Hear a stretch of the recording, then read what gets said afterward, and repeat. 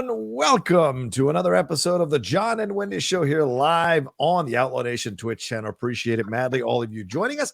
I am one half of this crew here, the Outlaw John Roca, joined as always by my better half, the Wendy Lee. Wendy Lee Zaney from the movie Couple. How are you? I was choking during our intro song. I ate something spicy for lunch. You know, sometimes those chili flakes get stuck in your throat. Oh, yeah. Exactly so it's happening now, live on air.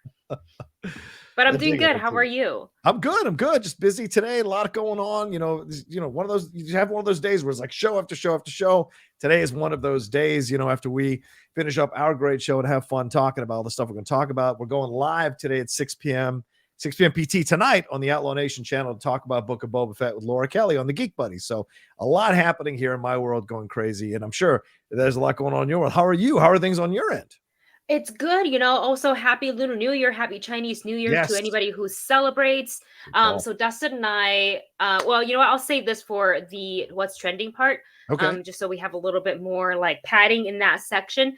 But we did recently make a visit to Disneyland. It was a short visit, but it's something I used to do all the time. And then because of the pandemic, we stopped doing it as often. And now, well, I'll save it for that part of the show. But otherwise, good. I went back to Sideshow actually yesterday, like in studio. Great. Yeah, I hosted an interview, and then I did like one other video for them. Can't talk about what product or who the person was yet, because I usually let them release, the videos, and then I can say, here, take a look. So, but I felt good about it. It was fun, and like most importantly, I think it was fun to get back into a studio and film stuff with people. And by people, I mean like a total of 3 because they're still not allowing people to be inside the space for, but I feel really safe at like, that's good. They, everybody double masks there when they're working with, especially when they bring in hosts. And then I usually don't remove my mask until I'm like right about ready to like, set to start doing this stuff, and then everybody's vaxxed and boosted, everybody's careful. So I appreciate that so much. It's just like an extra peace of mind when you're in there working. Yeah, makes total sense. Absolutely. I mean, I've had that experience now, going to certain places and seeing, like, I was seeing people getting upset about Magic Johnson and not wearing his mask, and I'm like, it's a different, when you're taking a picture, you're gonna take the mask off. Right. But when you're around everybody, you want to be double masking or wear the things that you mask. So like, as long as you guys are doing what's good for you all and you're adhering to the rules, that's all that matters. And I'm glad to hear so many people are willing to adhere to the rules. And down here in San Diego, you're not getting much pushback. Like I've been in a number of stores, been a number of restaurants and whatever, and everyone pretty much adheres to the rule and the separation as well, which is a good thing. So I'm glad you're getting back in the studio. I hope, at some point I'll be able to figure that out at some point, figure out how I can get back in studio with other things. We shall see, but certainly it's great to feel that vibe again for sure. I'm sure for you, I'm sure. Yeah. Look, 2023 John and Wendy Show can be like live from studio. Oh my God. I love buddies. It. We'll have to make you move back to LA, but No. Don't tell my girlfriend. Don't tell my girlfriend. We shall see. But we're here to talk about all kinds of fun stuff today. We got some stuff on some new trailers that have dropped with Halo and Leatherface. We've got our some Loki season 2 shooting dates announcements to talk about as well. We've also got some supernatural stuff, some news there, and also some K-pop corner stuff to cover as well. So we got a lot of stuff going on here. And before I dive in, just remind you all, Streamlabs are available. I'm going to pin it. Or not, I can't pin it, I guess, but you see it on the screen here, thanks to our great new graphics from Tushka there, who's doing a lot of stuff here from Tushka Productions on the Outlaw Nation. And of course, the bits. Send in your bits, send in your love, send in your stuff. What do you guys want to talk about? We're open to all of it and discussing all the stuff going on in the world of nerddom or geekdom with you all as well.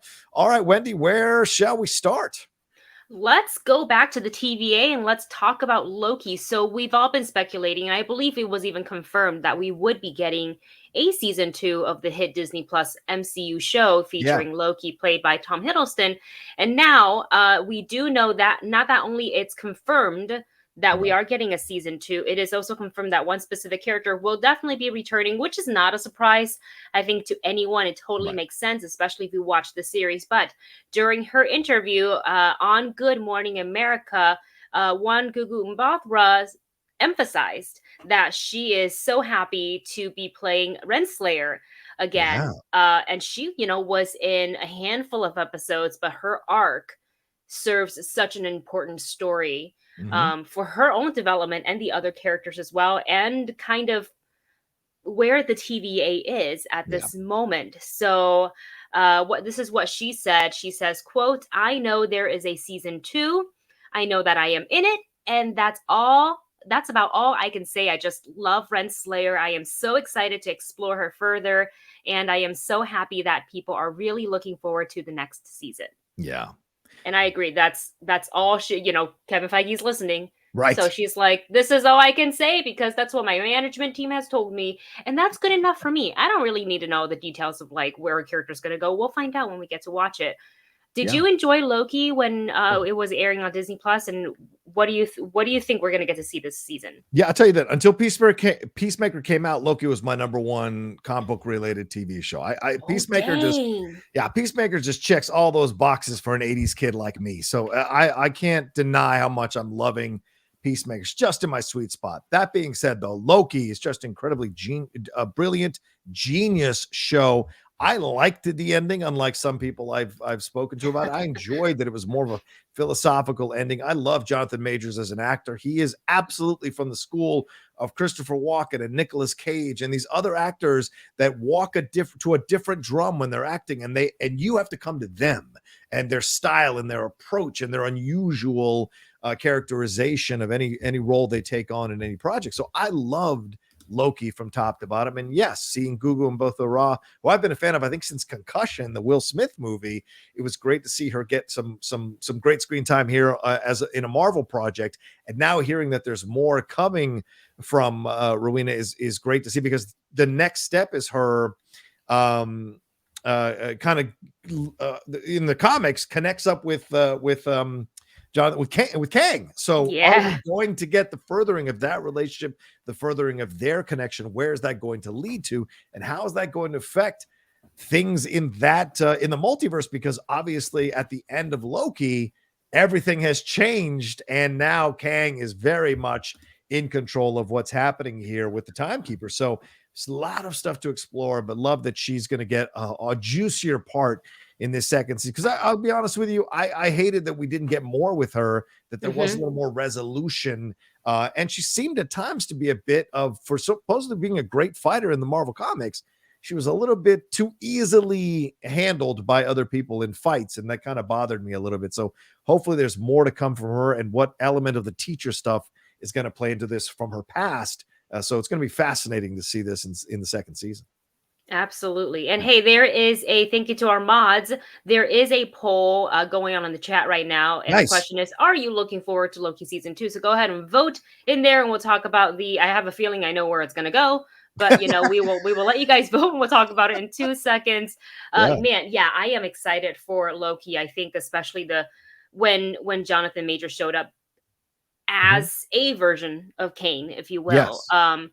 That really surprised me, because we would, have a good laugh joking around about it. Right. And I never really thought we'd see him in a TV show. I thought they'd save his character, which is a huge character, for the movie reveal. And his work is tremendous. If you have not watched Lovecraft Country, which is where I think the first time I saw him and realized, I've been missing out on the Jonathan Major train.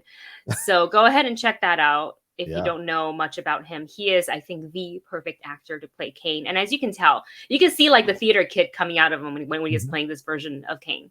Just diving all in, and it's a little weird. It's a little like you're not sure where this character is going to go next. Right. The apple stuff is so interesting. The way he used that apple, and the symbolism, all of that, and the unusual way he presented everything. It was like, okay, it's time to die. Woohoo! And it's just like, oh my God, why are you so out there. And so where's that going to lead to? And how many different variations? And that's, Wendy, that's also why you cast someone like Jonathan Majors, because it can play like multiple different versions of this character so well. So it's going to be fascinating to see all the different, and if we've got 5 different Jonathan Majors that pop up at the same time on screen, it's going to be fun to see.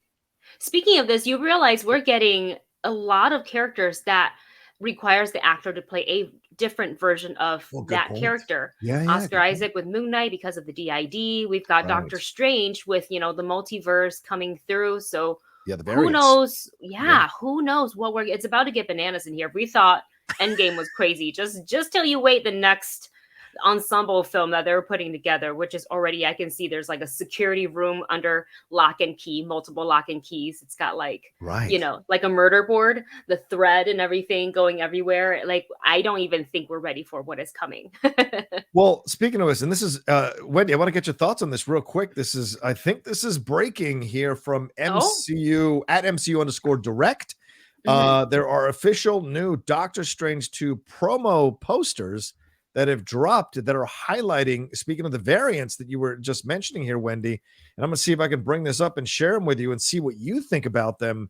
Where do I, is it here? Yeah, here we go. Let's take a look at right here. Is that right? No, I'm looking at my Twitter. That's sorry about my text. Sorry about that. Where did I put this thing? Why can't I find it where it's on the direct? No. Oh, well, here, I'll find it. I'll get it in just a second because I want to bring it up to show. Like a new poster for Doctor Strange? Yeah, there's 3 of them that just dropped.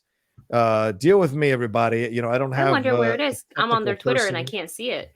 Let's see. All right, here we go. That's very now weird. I found it. All right, let's share the screen and I will connect it up here. There it is. Boom. There you are. Boom. Look at that. This is one of 3 that dropped apparently today.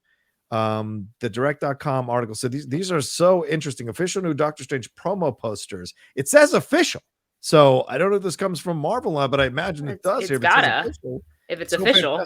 Look at that, Wendy, the different variants here. Let's go through all 3. And then you've got 2 different, the different hairstyles going on. So are there 2 new variants of Doctor Strange to add on to the Doctor Strange, and this one here? 3 different. So I already want this on a t-shirt or hanging on my wall. Oh, it's going to be on a t-shirt for sure. Right? Oh my gosh. Wait, what is the 3rd variant? Because we've only seen technically in the trailer, they let us look at 2 within the context of the trailer. Essentially, we think we've met 2 so far. Yeah. But this 3rd one, it makes sense, though. They're going to travel to different multiverses. Yeah, right. That totally makes sense. I'm just like, I think that we met the middle one, which is, I think, our Earth's, timelines. Right. Doctor Strange, the top one, maybe is the Sorcerer Supreme, the dark one that we met. Oh, yeah, maybe. In What If? So that bottom one is like... Yeah, who is the bottom one? Who is that one? Right. I mean... super clean cut. Exactly. When you can see here on the right, as you're looking at it, on the right is the clean cut one, and on the left is the more disheveled Doctor Strange. The left is Burning Man, right, as he went to a pretty conservative college. You can see there. And all the different variants here too. The beard as well. Noticing the length of the beard, of the goatee, and all of that. So fascinating stuff to see. So just excited. So when you talk about variants, you're talking about multiverses. That's the kind of stuff that's really interesting to take a look at for sure. So there you go. Yeah. Going to the comments super quickly. Amblin Soul says, does the 3rd one remind you of the 10 Rings? Oh, yeah. The Shang-Chi. Why not? Wong was involved there with Shang-Chi in the post-credit scene. So why not, Wendy? And he is the Sorcerer Supreme, according to Spider-Man No Way Home. Yeah. Oh boy. I don't even know what we're gonna get. I think the more stuff that comes to light and the more movies we get are just gonna break our brains. Well, this is what people have been saying. They've been afraid that is the main public going to be able to handle all these different multiverses, different characters? And I'm like, yeah, I think we can. I mean, I think a lot of people can do that. That's why comics survived, and people reading. I mean, look at how many characters are in Lord of the Rings books or in the Game of Thrones books. If you can keep track of those, I think you can keep track of these different characters here, different variants of them in the in Marvel, and it'll be up to them to get it right so that you can delineate them when you're watching it on screen for sure. So that's crazy. I'm glad you caught that. Yeah, just had it come through, so we shall see. All right, where are we off to next here? Yeah, we also got 4 posters for Lord of the Rings as well, which were What? different variants of that as well for the new Lord of the Rings series. So, Man, the Power of the Ring is that yeah, what the it's Power of called? the Rings. Yeah, Rings. I'm excited for that. I'm very excited because mainly I didn't enjoy. Okay, so we had the Hobbits movies, right? We had Yeah. the Desolation of Smaug, and we Yes. had Battle of the Five Army. That was the Yes. only 2. We didn't have 3. Yes. We only had 2. Okay, so complete transparency, I couldn't get into Battle of the Five Army. I didn't finish it. How dare you? How I'm dare you? sorry. What do you I mean? You mean couldn't how do many it. Hobbit movies did we have? We had 3 Hobbit movies. Is that what you were asking? Yeah. We had the I Hobbit, uh-huh. Oh, okay. and The the Forbidden Desolation of Journey. Smaug. Yeah, and then Desolation, and then Battle of Far. So there was That's a the one I Hobbit. didn't finish. Yeah. Okay. Okay. All right. That's fair. The battle. The other 2, I just it lost me. I don't know. I just couldn't. I didn't feel the same magic, which is so crazy because it's literally the same director. It's not like they went through like, oh, we didn't like Peter Jackson doing it, so we're gonna change it up. No, it was all the same, Yeah. and I just couldn't get into it. Okay. All right, Maybe I'll Wendy. give it another try. You won't, but I appreciate you saying you would. I could try. I could try. It's not easy. I know a lot of people that didn't, so or don't like it. So I wanted yeah. to so bad. I know. A lot of people really wanted to keep the Peter Jackson love going, but unfortunately, it's not always the way things work out. All right, so what are we up to next here, Wendy? Let's talk some trailers. We've got one for Leatherface and one for Halo, the live action. Roka, did you play Halo? Yeah, I'm not a Halo person. I played it, like my friends and I used to get together when I lived in LA, and we'd have a video game night with just the dudes, you know, a bunch of beer, watch and playing a Call of Duty, Modern Warfare, playing a Valhalla, playing oh no, what's the one? Assassin's Creed, and then playing Halo. And Halo was always like, my God, this is insane how extensive this world is. So it didn't really lend itself to playing for 5-10 minutes and then someone else gets the controller. There was so much to go into with Halo. So but yeah, this was a fun trailer to take a look at, Wendy. It was and also kind of in the same vein as you. I did play Halo, but I didn't really play through the campaigns, so I am a little less familiar with the story, but I am at least familiar with like the aesthetics and like the mechanics of the game. I honestly, when I looked at the trailer, and I think that's kind of one of the cool things about going in with fresh eyes, is you don't really know what to expect, and you can kind of enter this universe, this world, without being a gamer, and that is okay, and just fully embrace the world. And that's kind of what I got from this trailer. I thought for the most part a lot of it looked really good. We've got Pablo Schreiber playing Chief Commander. Yeah. Master Chief. My God, my brain literally, you just saw my brain stop working for a second. It's like, what? I literally talked about this in 2 separate shows, and I short-circuited it. It broke my brain. So yeah, I thought the outfit looked good. I thought he looked good. They got the same voiceover actress who plays Cortana back to play her. Yeah. And I think that is really the only character design that I kind of went, huh? Because they went a very different direction with her. They look kind of more human skin as opposed to hologram, like we used to see in the game. But you know what? I'll embrace it with open arms and see what happens when the show comes out this March on Paramount Plus. Yeah, I mean, because I haven't played the game that much. To me, I did a trailer reaction for this. I loved it. I thought the trailer was great. It had good action. You can tell they spent money on this show, looking at the special effects and the whole look of it. I dug the futuristic stuff. I dug the idea that this is a rebellion, and Master Chief clearly was part of the people who were kind of programmed to fight against the people who they're commanding and they're being in charge of, and those people are leading a rebellion against Master Chief, and then Natasha McElhonn's character in the military and stuff, and then something obviously happens when Master Chief grabs that whatever it is, rock formation, and is completely changed and sees things in a whole new way, kind of a Garden of Eden moment there, and now sees the person who was kind of making fun of him, that the Asian actress there was her character who was kind of like going at him a little bit. Now she's seen that he might be on her side, what that leads to. So this looks like there's a lot to explore. Plus you've got the Covenant, which is crazy looking aliens. So how much of that is going to be a part of this? So all of it looks fantastic. I can't wait to dive into the world. And people are saying, play the game, play the game. And I'm always of two minds. Like, I just want to see what they present to me. And then I can play the game and still enjoy it. Right. Yes. So getting into the game seems like you don't want the opposite effect. Yeah. Right.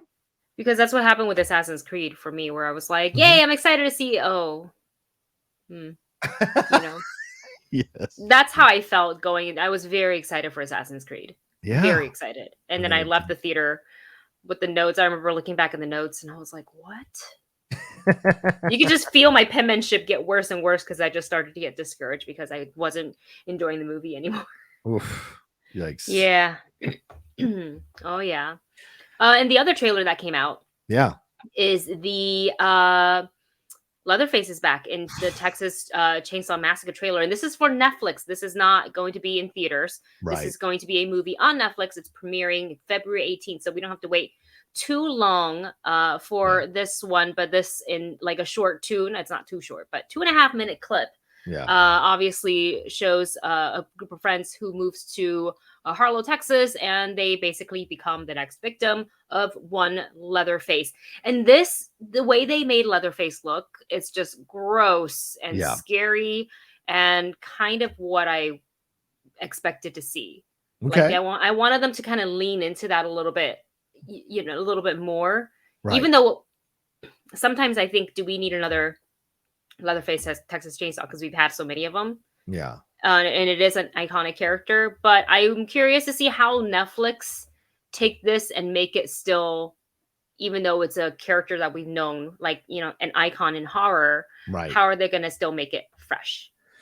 Yeah, it's a good point. I mean, I like the way it looks. I like that Fede Alvarez is a producer on this. I don't know the director that well, and the cast is kind of new. I don't know a lot of these actors and actresses that well. But the fact that they're saying this is 50 years later, so what's he in his 80s, like, or 70s? Like, how old is this guy?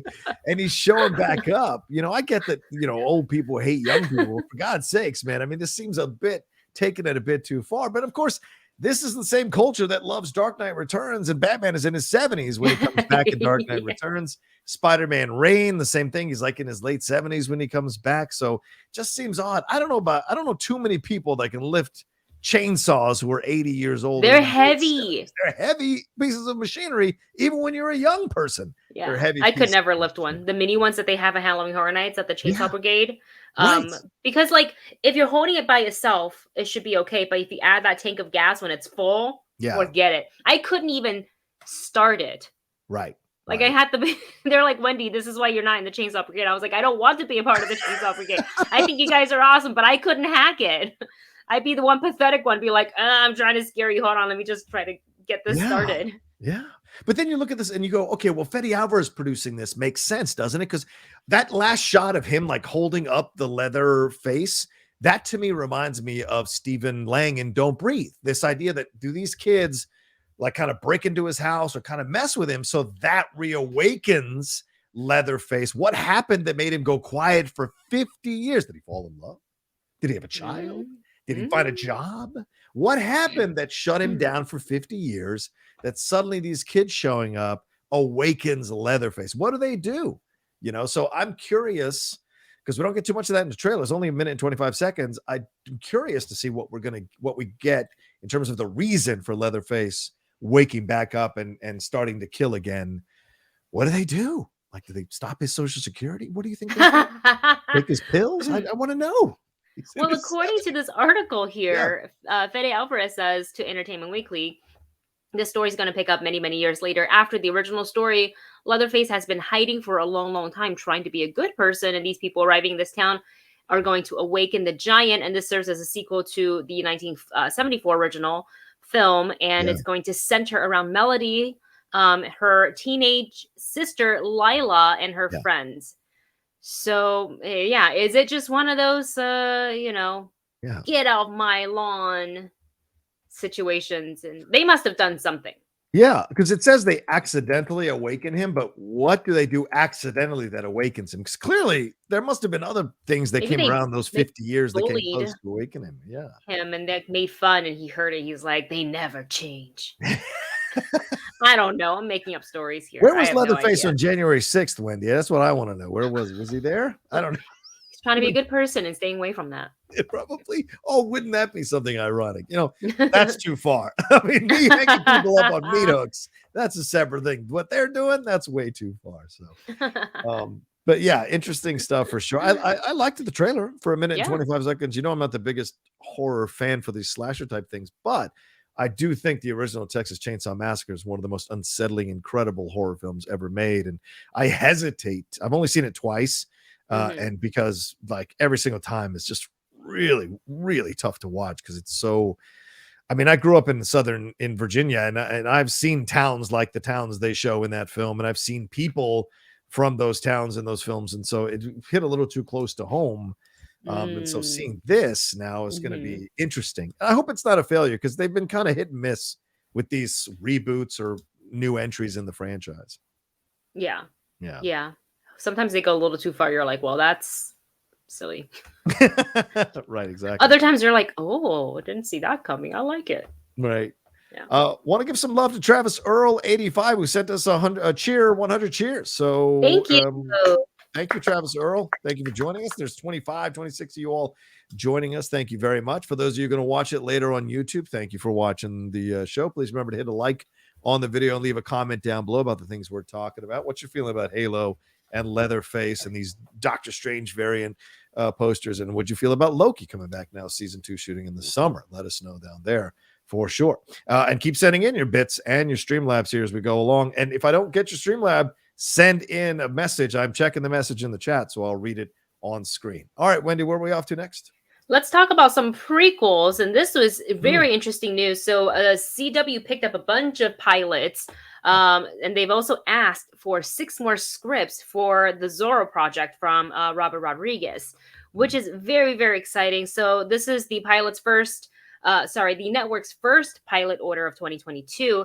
And this includes a show called The Winchesters, which is a supernatural prequel that's going to follow the parents of Dean and Sam in the long-running series that ended back in 2020. And they also ordered a pilot for Walker Independence, which is a prequel to Jared Padalecki's current series, and then something called Gotham Knights, which is a DC Comics show from 3 Batwoman writers. Wow. So right off the top, I had no idea that they were doing a supernatural spin-off prequel, but it makes sense due to the popularity of the show and the fact that it is going to be, the prequel. It's going to follow Sam's parents, Sam and Dean's parents.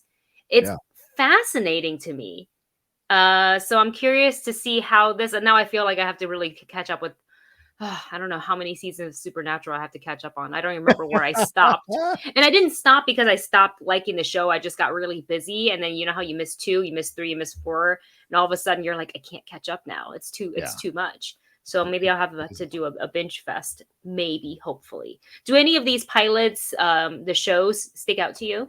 Certainly the Gotham Knights one. That I've been very curious to see how they're going to handle that. And I'm excited to see what we're going to get from that with Gotham Knights, especially with the 3 Batgirl writers. You imagine there's going to be some continuity, some connective tissue to that. And so I want to see how that plays out for sure. I'm not a Supernatural person, never saw Supernatural. I know there was drama that they were doing a prequel here with one of the guys not even knowing there was a prequel happening, and they kind of went after each other on social media a little bit about it. So I don't get involved in that drama. That's literally family drama within the Supernatural family. I don't get involved.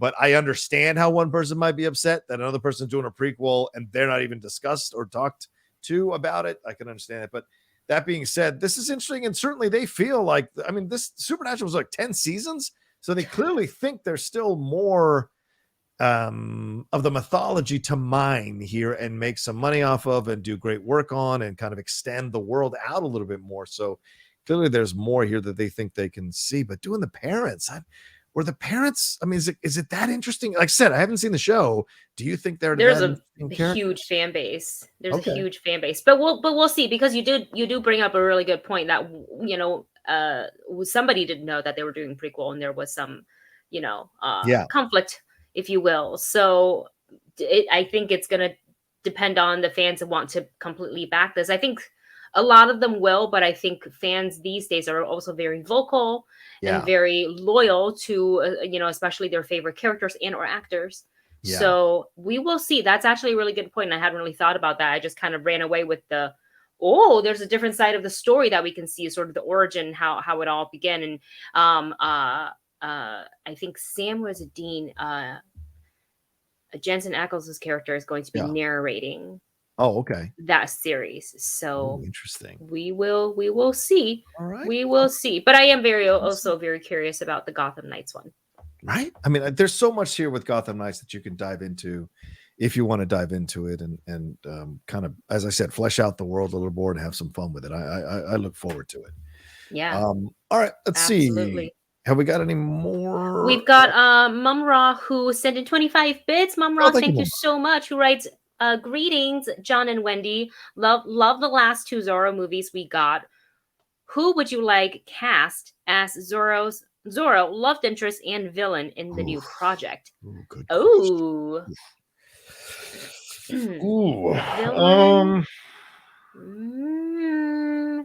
Villain, I could see a Javier Bardem. Oh, you want to go full Latino villain? I mean, this is Zorro. Okay, I like it. This is Zorro. Love interest. Rachel Zegler? I don't know. Young. Ariana. It depends. It depends on what age you want to put Zorro at. Right. It depends on what age. But if they go young, then yeah, she can. Do you bring Banderas back to play the Anthony Hopkins character, teaching the young Zorro, handing it off to the young Zorro? Rehash the movie again?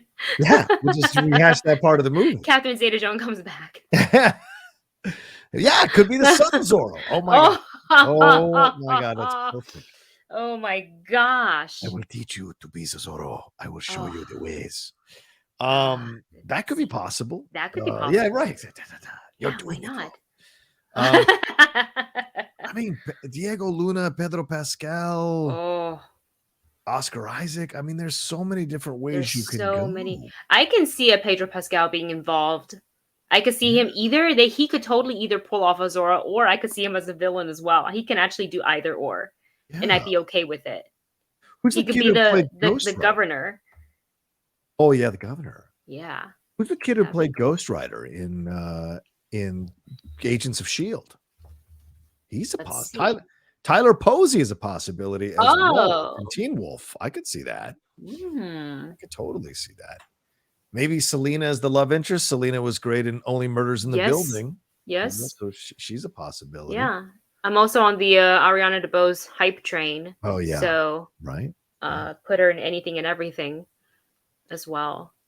Yeah. I mean, who's the guy? A lot of choices right now. There is a lot of choices. Who's the guy that plays the Maria Gabriela de Faria? She would be fantastic. She's from Venezuela, so she could be an interesting one. And Diego Tinoco, I think from Netflix's On My Block, he could be interesting as Zorro as well. So what's positive? There's a lot of Latino young actors that are getting stuff in DC. I mean, you could go Zola Madueña if you want to, right? From Cobra Kai. Yeah. That's a good choice there too. Yeah, I'm just saying. Oh yeah, Gabriel Luna. That's who it was, right? The guy from wasn't he in Terminator Dark Fate? Wasn't he the Terminator in Dark Fate? So yeah. Oh yes, he was. Yeah. Yes, he was. Possibilities exist. There's a lot of choices, and I'm happy that we can. And there is even some other talents that I'm sure that are newer to the scene that I have yet to discover for myself. And so I think Hollywood now has a much longer list than they would have, as long as they step out of that, that box of it's not always necessary to cast a name actor. Yeah. Right. I don't think. Okay. Especially there's so many young talents out there. Yeah. If they want to go younger for Zoro, so for the longevity. But it's also Robert Rodriguez, so Yeah. we know we're probably going to see Danny Trejo because those two always work together, and I love Yeah. it. He could be a villain or a good guy. I Ooh. don't care. Just put Danny Trejo in Yosoro. Yosoro. Huh? He was pimping for the Rams today. It was really funny. He Was posted a he? video on his Twitter. If you guys have seen the video on his Twitter, where he's like, "Let's support our Rams, man," and he's got the whole Rams gear, and even he goes, "Let's sock it to the Bengals," and he points to his socks. I was like, "Oh my god, Danny, it's fantastic." So he's so awesome. good. So good. Yeah. So yeah, good question there. Thank you very much, Boomerang. Absolutely. Thanks for the cheers and the bits. Appreciate it madly. All right, where are we off to next? Well, speaking of Danny Trejo, the one long Rancor trainer that we have yet to see another appearance of in the Book of Boba Fett. This week's episode, spoiler alert right here. If you haven't watched it, you might want to cover your ears for the next couple minutes. Yeah. But it's more like who wasn't in this episode. Yeah. Everybody was in it. What were your feelings when you saw the reveal of, first of all, R2's antenna? Because that set the tone. You're like, oh, are we going to see this? Yeah, I mean, look, we're going to spoil it. So if you haven't seen episode 6, and really, I don't know how you didn't by now, but yeah, we're going to talk about it right now and spoil it a little bit. First of all, when I saw R2, I was like, oh man, yes, so excited. And then there was Luke.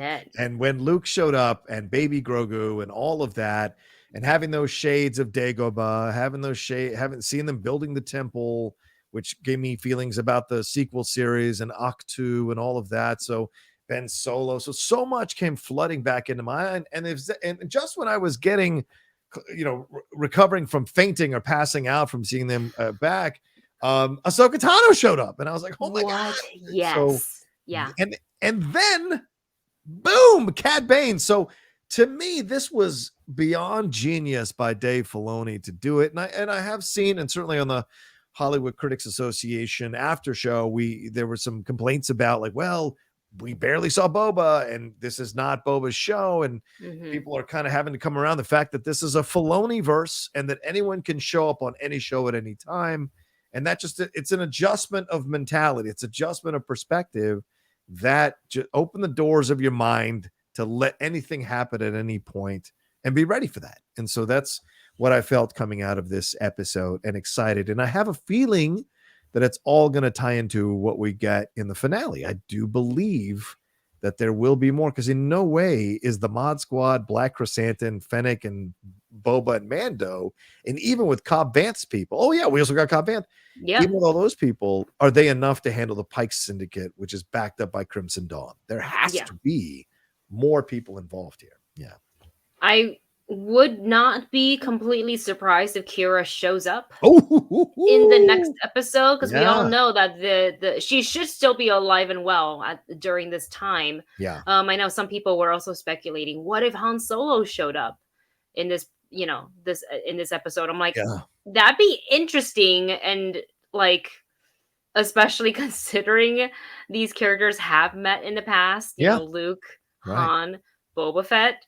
So that'll be an interesting conversation that I don't think we have time to get into for the finale, because I want to see, like, I'm going to be mad if we go through all these last 2 episodes, which are both are fantastic, episode 5 and episode 6. Yeah. But if we don't get some sort of war happening with the Pikes, I'm going to be like, what are we building for? Are you going to make us wait until episode 3 of The Mandalorian or what? Which is, like, I guess fine, but I just don't want a disappointing finale. I don't disagree with you at all. Want to give some love to Senior Nerd 718, King_T_Y, Keylogs, and Dark J Grimm for all following the Outlaw Nation here on Twitch. Thank you very much. Appreciate it. You can always follow and subscribe down below. And let us know in the chat here what you think about episode 6 of the Book of Boba Fett, or the Book of the Mandalorian and Boba Fett.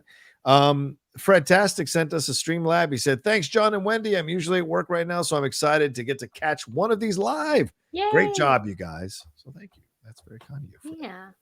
Look, when Ahsoka stepped into the same freaking frame as Luke, I about lost my damn mind, because for so long we have thought like, what if, especially when she showed up in Mandalorian, and then Yeah. when Luke showed up, I'm like, what if the two ever met? This is like anti Ahsoka here. Yeah. This Yeah. is his father's first and only Padawan. Yeah. And, so the fact that she spat out the words, just like your father, or Just so like your much like father. your father, I was like, and it just excitement. I wanted to cry. And I'm like, Yeah. oh God. And somebody pointed this out in the comment section of our reaction video and said, Ahsoka felt much lighter in this episode in comparison. Like her personality and just Yes. her vibe felt lighter than the previous episode when we saw her in the Mandalorian, because she was on a mission. She was trying to get to, the bottom of things. She's trying to get to Thrawn.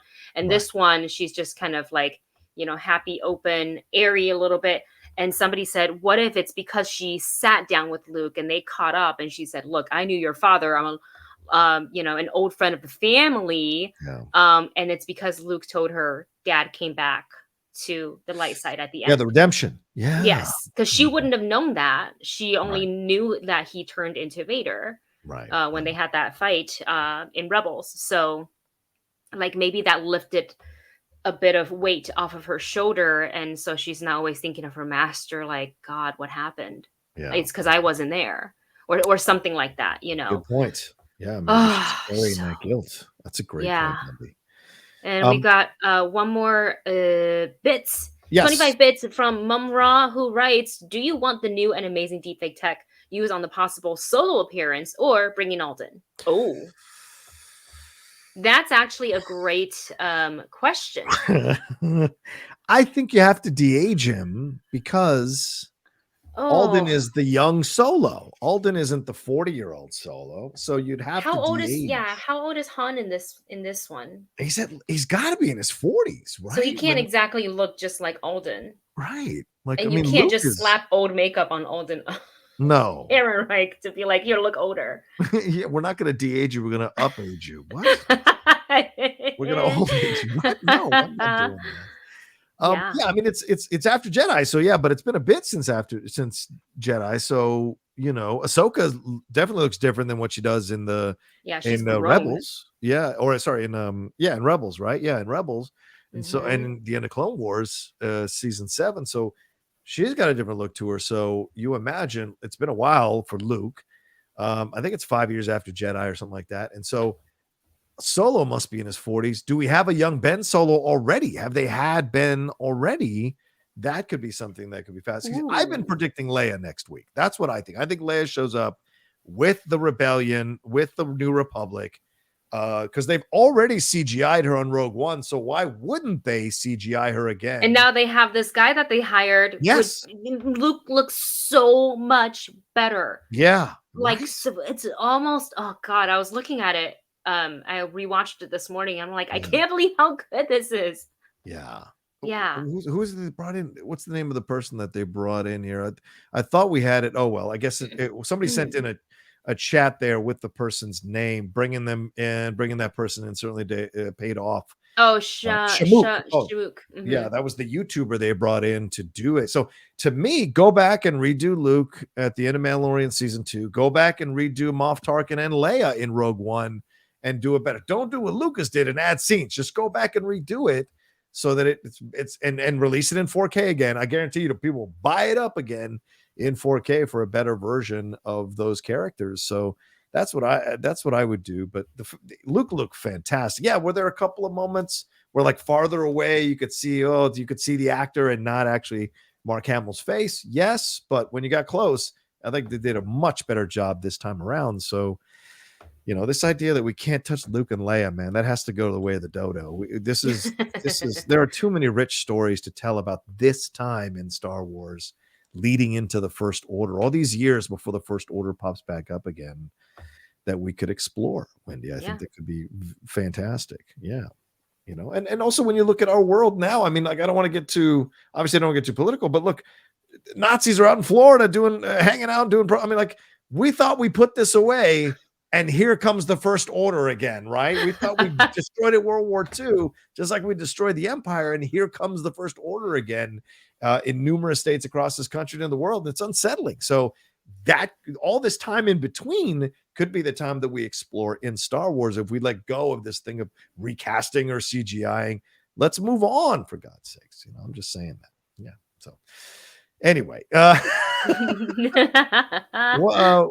is there anything? Oh yeah. Oh, Fredtastic sent in a Streamlab another one. He said, I wanted Luke to help train Din Djarin in the latest episode of Boba Fett. Oh well, maybe Grogu can train him instead. Oh yeah, you know what? Yeah, I forgot that could have been another plus. Yeah. For the visit, had they even come face to face, but Ahsoka, kind of shut that down, and then Din was like, "Yeah, I guess you're right. I'm gonna zoom away now on my new Starfighter." One more set of bits here from Mumra says, I think we'll get all 3 legacy characters in a scene together since we didn't get that in the new trilogy. Oh my god! Yes. Regarding Solo, I think you use Ford's likeness since we knew what he looks like in Jedi. Right. Using Alden would be jarring. 100%. Yes. 100%. Agreed. Yeah.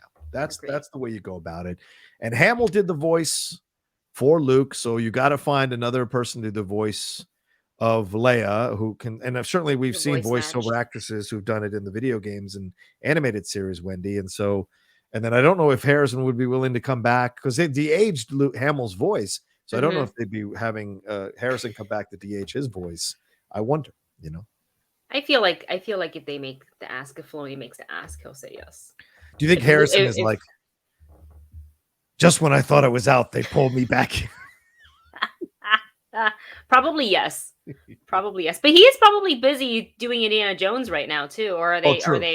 Yeah, I don't know if they've wrapped yet, but there's the man's busy. But if he comes back and just couple lines here, I'd be happy with it. Yeah, me too. Yeah. So much to explore. There's so much to explore. Make sure you guys come back next Friday as we talk about the finale. Oh my God, yes. All right, Wendy, where are we off to next? The next section of What's trending? Where did it go? I thought I hit the button again. Yeah, I had it lined up, but it didn't have did it not load? I bet Tushka sent me a file that's way too big for it to load on. I'm not blaming Tushka. I'm not blaming. He's a good guy. Yes. He did the video for us. Yes. But he sent me the 4K version of the new video, and for some reason, intro in 4K. Yeah, the intro in 4K. And we're talking about doing a new outro video as well for the show. Oh, I like that. That could work. So it's okay. We'll just sing it this week. Yeah, let's do it. What's trending? There you go. That's our new section. All right, Wendy, what is in What's Trending? What do we got? We got a little K-pop corner here. Good news for everybody who is looking forward to watching Jisoo's Snowdrop K-drama, which has been aired on Korean Disney Plus already. I believe the finale actually happened, but here in the US, it's really hard to find a place to watch it unless you use like a VPN and you have to go through the steps, which is kind of how I've been doing it. But I'm going to stop because according to, where is my notes? The K-drama, according to US Disney Plus, will be available very, very soon. And it will be on February 9th. So in just 5 days, you will find it here on the US region Disney Plus, which may also mean other like K content. Like I think they have a couple of Blackpink things. Oh, okay. That may be, I'm not sure, but may be available. So for everybody who's wanted to watch Jisoo's K-drama Snowdrop, you can find it on Disney Plus on the 9th. So I'm going to just probably stay up and watch the rest because now I can. And then the other part, and this is definitely more K-pop than just, K content, but we talked about this couple before. Hyuna and E'Dawn are finally engaged. Their relationship was a bit controversial because technically K-pop idols aren't really allowed to date. It's a whole thing. There's a lot of things they're not allowed to do. I think some agencies are more strict than others, but dating, driving, tattoos, and smoking, like drugs and stuff like that, that's like the big ones. You can't do any of that. So these two, went public with their relationship a while ago. So Hyuna was under the entertainment agency Cube. And they basically just was like, okay, well, then you're out of the company. Just like that. I'm like, Wow. Cube, she is literally one of the biggest idols under your brand. I don't understand why you can't just let her have her dang relationship. But she's a grown woman. Yeah. She's done, she's sold you a lot of records. She's made you a lot of money, and I think they both deserve happiness. So they, walked out of their agencies and they didn't look back, and they didn't let the pressure and the scrutiny get to them, and they lived their life. And now they are engaged. They posted a photo of 2 little clamshells of the rings, showing it off, and I believe the cards. I think it's just 2 down from that. Okay. Is it? Yeah, for the rings. Yeah, there you go. Oh, there we go. Okay. There it is. Just so cute. And it just made me really happy that they found the strength in each other to say, I love you and we're going to keep it going. They made a banger song together. So this is just, I'm just so happy to see they've been together 6 years and they're finally engaged. Wow. Very, very happy. Hey, man, it's a new world. Catch up or get off the train. That's the way it works. And, and look, no disrespect to that, the K-pop culture, because obviously I'm just a visitor. But, people in any culture, in any kind of thing you construct, there are going to be people who rebel and break out of the constructs, because that's the natural human instinct to rebel about being caged, especially after they found a little bit of their own voice and their own strength, their own belief in themselves. So certainly this seems to be an extension of that, and more power to them. And if they're willing to walk away and do their own thing, they should be allowed to be walked. As you said, they sold so many records, made so many people so many amounts of money. They should be allowed to walk out and have their own happiness now that they've done their time. So yeah. And Amblin Soul has 2 comments in the chat that are kind of important to give more context to the no dating rule. So she says it's in their contract so that the fans can feel like they are their boyfriends, which can lead to some strange situations and fanboiling. And it goes, with both female idols and male idols. And so it's usually like, I thought it was, it's very strict, it's very weird, but it's also, like with you, it's kind of like, I don't want to judge on another culture's, set of rules, if you will. So it's kind of like, well, in my opinion, they can do what they want, but I'm just across the ocean over here, minding my own business and enjoying your music. But then I always feel bad for when these artists go on variety shows, and I mean any variety shows. One of the top questions asked, especially more so to the female pop idols and the male pop idols, is like, so are you dating? And I was like, they can't talk about this, even if they are dating, even if the agency's okayed it. Why are you trying to get them in trouble? Yeah, like, stop digging for it. It drives me insane. There's this website called Dispatch. It's kind of like the Korean, like, kind of like TMZ type. Okay. I think equivalent. And they will be the ones like snapping those like paparazzi like photos of like, the K-pop idols like trying to sneak around and like have a date. I'm like, just, you realize these girls and guys have been training since, I think, youngest 13, 14 years old. And think that they've given at least 10 years of their lives to the company. They're now 24, 25, right? Super successful. They're doing their business.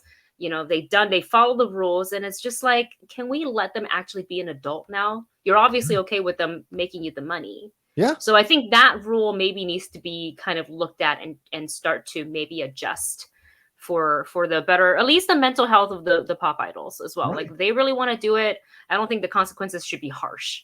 Right. You don't want to get that to be part of something that is an issue with your community, that people are, committing whatever they're committing, or their mental health is getting upset by these kind of restrictions. That's going to be a bad look on this, just when it's starting to blow up too, Wendy. That's the thing. It's been so big over the last few years, and it's really at a crescendo here.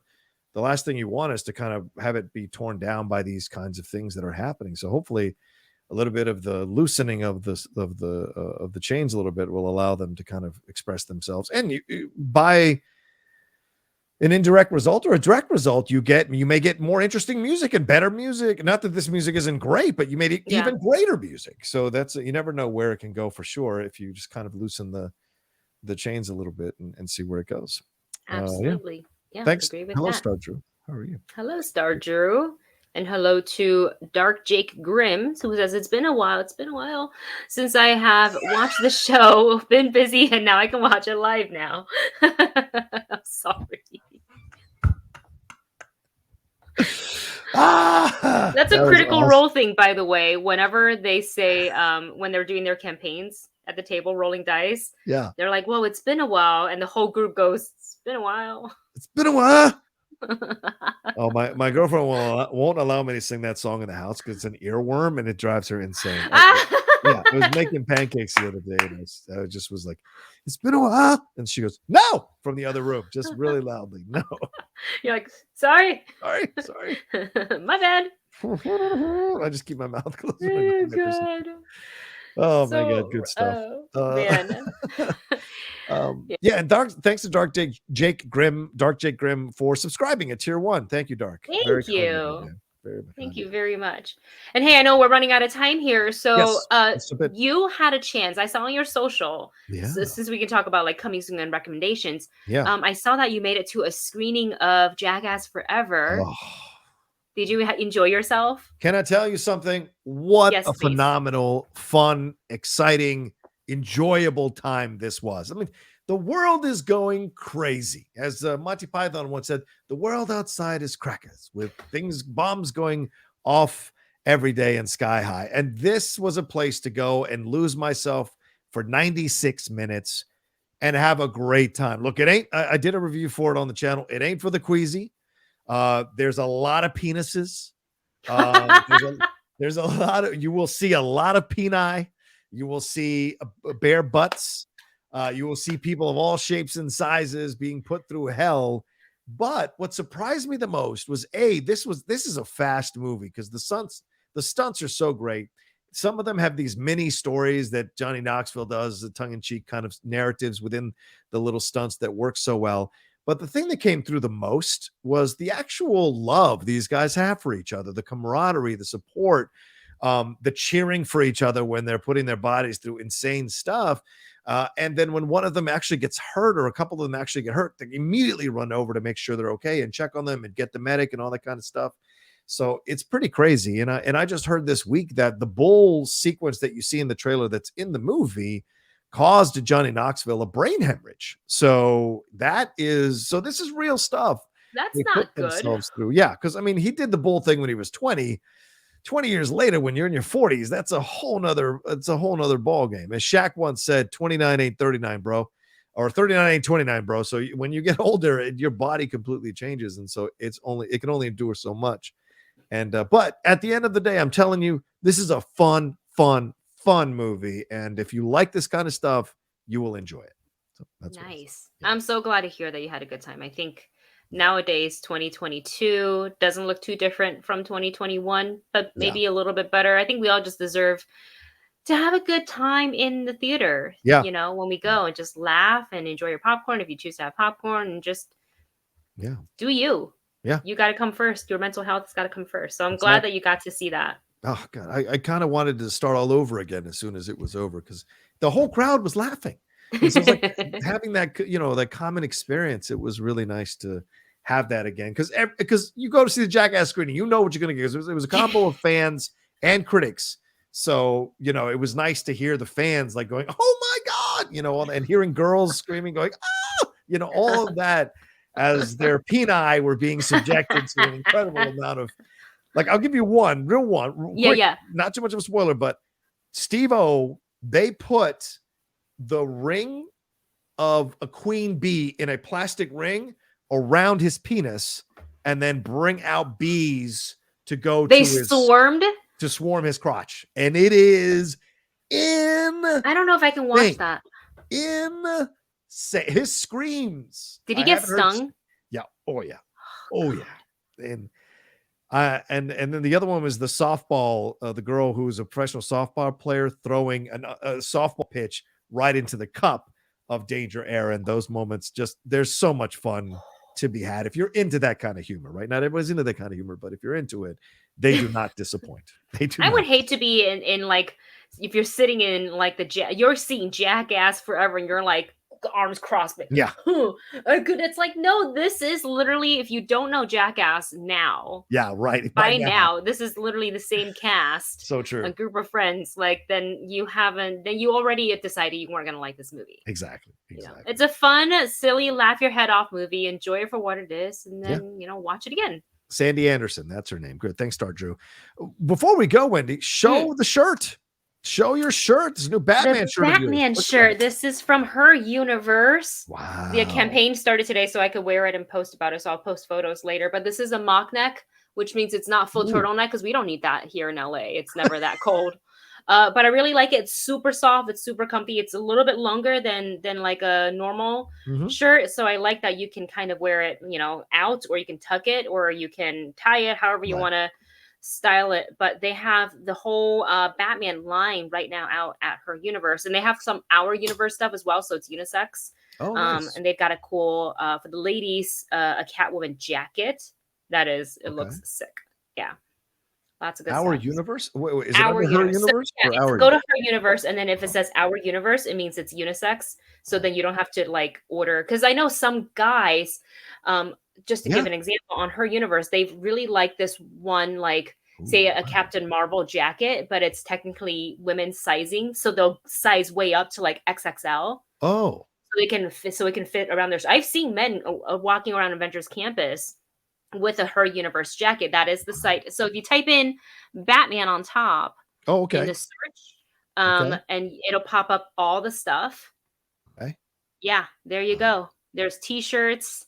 There is the, button ups. Look at this, man. This is pretty cool. It's got a bunch of stuff. There's the jacket. Wow. There's the pants. They got a bunch. I think there's more that they haven't even put up yet, in my opinion. Okay. I think there's, because this movie's about to be huge. Yeah. Oh yeah, the Catwoman outfit. Oh my gosh, the leather jacket. I know, it looks really leggings. Good. Wendy, you got to get. It's only $100. Come on. Anyway, this is super comfy. I love it. I'm excited to I would like to see some more stuff for Our Universe. I know it's the female demographic does not have a lot of stuff made for them. So Her Universe is fantastic, but their quality and their class and their material is so good, and their designs are so great. I'd like a little more for the guys too, because the standard put the comic book cover on the shirt shit is so boring. I like to see stuff with a little more style. I mean, I'm so picky when I go to Comic-Con. I'm like, no. You got to have some style. Basic. Yeah. Basic.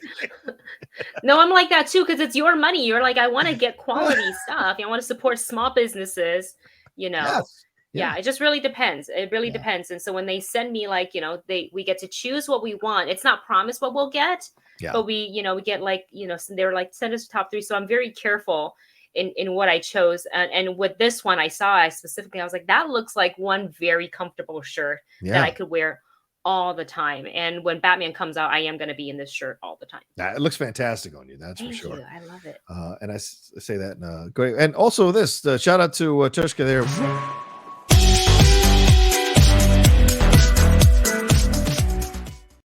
Tushka, there you go. So just want to give some love to Tushka. That's going to be our new kind of what's trending. It did finally load. It took forever to load. So probably my internet taking a little bit of a long time. So don't blame Tushka. He's doing great work for us. And there's more to come. He sent me some preliminary stuff for the other shows as well. So ladies and gentlemen, a whole new look has come to the Outlaw Nation in 2022. So look forward to that. Excited for that. Anything you recommend, anything you saw, anything you were reviewing real quick for people before we wrap up? Episodes 4, 5, and 6 of the Legend of Vox Machina is out now. And I just recently, Dustin finally was like, hey, you know what Vox Machina means? I'm like, well, Machina, I think it's machine. Yeah. And he said Vox is like voice. Yeah. Voice machine. And it makes sense because they're all voiceover actors. Right. So I was like, oh my gosh, that's so funny. So 4, 5, and 6 episodes are out now. It's a lot darker. It's become very dark. It's quite episodes 4 and 5 are quite graphic. Oh, you mean violence wise? Yeah. Wow. Yeah. Okay. And there's a little bouncing around in there as well. For a quick second. Just quick. Sex. 2 seconds. 2 seconds. Okay. Just a little bit. So, rated M for mature. So don't watch it if you're not ready for that kind of content and then complain about it. Don't complain because it says in big bold letters, rated M for mature before you watch. Right. But definitely go ahead and give that a watch. And then I saw Death on the Nile, but I can't talk about it until next week. So. I saw it last night too. Okay, great. So next week we will talk about it on the show. Speaking of dark, but I can't talk about it. Can't talk about it. Yes. Here was Wendy when Dustin explained Vox Machina to her. Hello. Huh? Hello. Yes. Oh, yes. That's 100%. Oh, yeah. I'm gonna start adding some more of that kind of stuff. So we That's shall see. fun. All right. Well, let's wrap it up there. Thank you all so much for joining us. We appreciate it madly. Thanks to everybody who joined us live. If you're watching this later on YouTube, thank you very much for watching and listening. I will have it broken down by chapters, so that'll help you all who are watching it. Please remember hit a like on this video and leave a comment. Likes and videos raise the visibility of the show, raise the visibility of the channel. So we appreciate it. We came back with our first show last week of 2022. Already over 2,000 views on it. So thank you very, very much. Let's get those numbers higher and higher for the show. So make sure you share it everywhere and tell people about the fun hour you have watching our show, The John and Wendy Show, on Fridays. Wendy, another fun one. Where can people find you and everything you got going on, please? On Instagram and on Twitter at just my name, at Wendy Lee Zaney. Right here on Twitch. So same thing, my name, twitch.tv/Wendy Lee Zaney. I started playing Pokemon Arceus just recently. I think I'm going to probably play a little bit for like maybe half an hour as I wait for this one file that I'm editing to export, because that always takes forever. And then, of course, YouTube, the Movie Couple channel.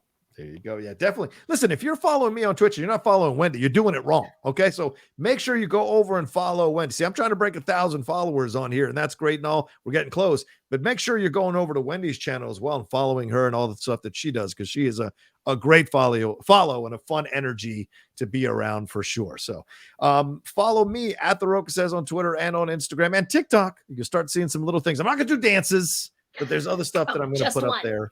Maybe one. Just one. Maybe just Peacemaker one. Dance.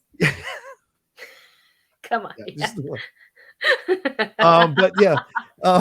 Anyway, and then on of course here, please make sure you follow me on Twitch here, and if you're watching later on YouTube, down below, hit that subscribe button, hit that bell button, so you see when we're dropping all the content we do. The Geek Buddies, the Top 10, and the Cinephiles are all out there. And if you're watching me live right now, 6 p.m. PT, in about an hour and 45 minutes, we'll be live on my channel with the Geek Buddies review of episode 6 with Laura Kelly joining us as well. So come join us for that. Let's have some fun breaking that whole thing down.